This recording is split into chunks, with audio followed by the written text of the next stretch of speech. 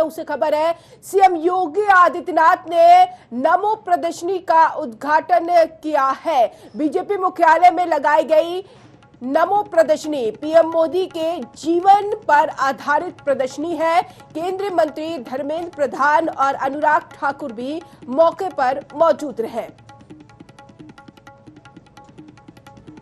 तो नमो प्रदर्शनी लगाई गई और इस प्रदर्शनी का उद्घाटन सीएम योगी आदित्यनाथ ने किया है।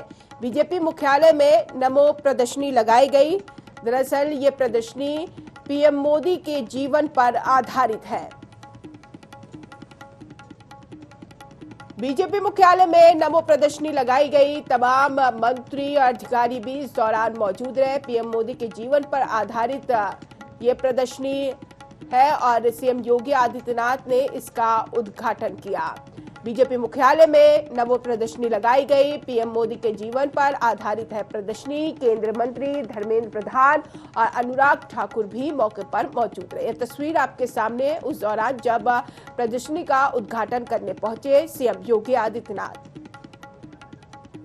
संतोष का रुख कर लेते हैं, ज्यादा जानकारी के साथ फोन लाइन पर जुड़ गए। संतोष, नमो प्रदर्शनी का सीएम योगी आदित्यनाथ ने उद्घाटन किया, क्या कुछ है इस प्रदर्शनी में, क्या कुछ जानकारी?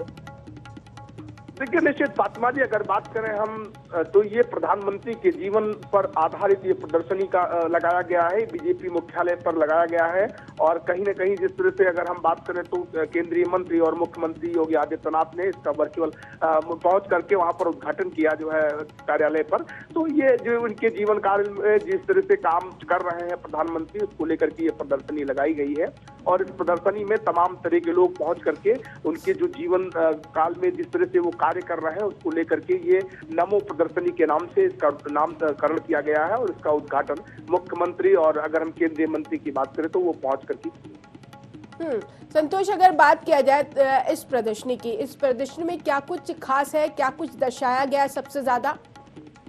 देखिए इस अगर हम प्रदर्शनी की बात करें तो जिस तरह से वो लोगों के बीच में काम कर रहे हैं, काम करने की जो उनकी कार्य कुशलता और क्षमता है उसका यहाँ दर्शाया गया है इस प्रदर्शनी में। और इस प्रदर्शनी की और अगर हम विशेषताएं की बात करें तो जिस तरह से वो ज्यादा समय तक लोगों के बीच में काम करते हैं और तमाम ऐसे लोगों के बीच में जाकर के जो राहत का कार्य है, जो तमाम अलग अलग तरह के जो विकास के कार्य कराए जा रहे हैं उसका भी इसमें वर्णन किया गया है, उसको दर्शाया गया है। तो किसानों को लेकर के भी कहीं कहीं प्रदर्शनी में जिक्र किया गया है फातिमा जी, अगर बात करें। लेकिन संतोष, अगर इसको 2022 चुनाव से जोड़कर देखा जाए कि केंद्र की उपलब्धियों को भी दर्शाया गया है इस नमो प्रदर्शनी में, ताकि 2022 में इसका फायदा मिल सके।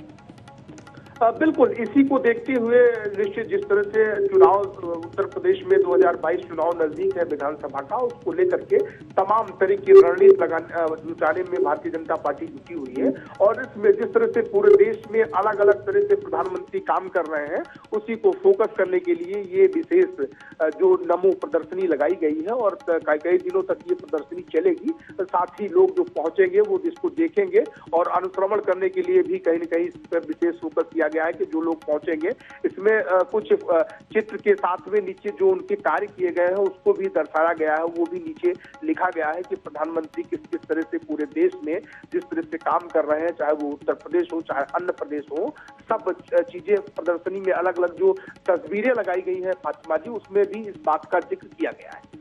देखिए, मोदी के नाम पर हमेशा वोट बीजेपी को मिलता रहा और वो छवि बरकरार रहे और यही वजह है कि इस पर जोर दिया गया है ताकि जनता के बीच में वही पहचान बनी रहे जो नमो के नाम से पीएम मोदी का नाम जनता के बीच में है। और भी ज्यादा लोकप्रियता पीएम मोदी की बनेगी और ऐसे में 2022 के चुनाव उन्हीं के नाम पर ही होने की संभावना जताई जा रही है।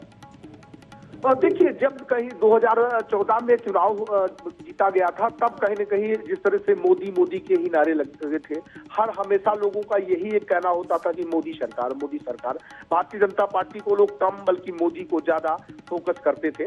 और वो चीजें जब से 2014 के बाद से आज तक जो भी चुनाव हुए हैं कहीं न कहीं उस पर फोकस किया गया है। और उसी को देखते हुए ये प्रदर्शनी जिस तरह से दर्शाती है कि हाँ प्रधानमंत्री एक व्यक्तित्व है, तो उस व्यक्तित्व को दिखाने के लिए ये प्रदर्शनी लगाई गई है और चुनाव में भी इसका भरपूर फायदा मिले, इसको लेकर के भी तरह तरह के जो भी काम है वो किए जा रहे हैं। क्योंकि 2022 का जो चुनाव है उत्तर प्रदेश सहित अन्य राज्यों में जो चुनाव होने हैं वो बहुत अहम है और उस पर भारतीय जनता पार्टी यही चाह रही है कि जो जहां पर इनकी पहले से सरकारें हैं और फिर रिपीट करें, जहां नहीं भी है वहां भी ये सरकार बनाने की कोशिश कर रहे हैं। तो ऐसे में प्रधानमंत्री एक नाम है, एक बड़ा चेहरा है, जिस तरह से लोगों के बीच में काम कर रहे हैं, नई नई चीजों को भी ला रहे हैं, उसी को दर्शाने की इसमें कोशिश की जा रही है। ये साफ है कि यूपी में जब चुनाव होगा में इस दौरान केंद्र की उपलब्धियों को भी गिनाया जाएगा और राज्य की उपलब्धियों को भी गिनाया जाएगा जो सरकार की तरफ से किया गया है। शुक्रिया तमाम जानकारी के लिए।